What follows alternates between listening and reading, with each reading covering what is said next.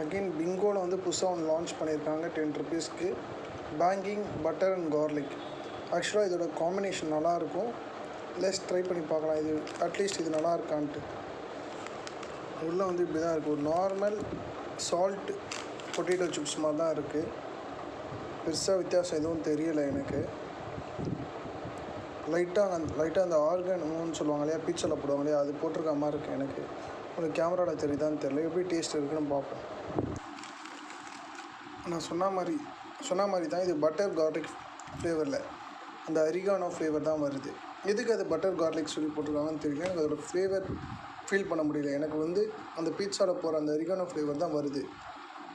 So இது 10 ரூபா புதுசாக வந்திருக்கு. ட்ரை பண்ணுறதா இருந்தால் இப்போ ட்ரை பண்ணி பாருங்கள். அகெயின் பிங்கோவில் வந்து புதுசாக ஒன்று லான்ச் பண்ணியிருக்காங்க 10 ருபீஸ்க்கு. Banking butter and garlic. ஆக்சுவலாக இதோட காம்பினேஷன் நல்லாயிருக்கும். லெஸ் ட்ரை பண்ணி பார்க்கலாம், இது அட்லீஸ்ட் இது நல்லா இருக்கான்ட்டு. உள்ளே வந்து இப்படி தான் இருக்குது. ஒரு நார்மல் சால்ட் பொட்டேட்டோ சிப்ஸ் மாதிரி தான் இருக்குது. பெருசாக வித்தியாசம் எதுவும் தெரியலை எனக்கு.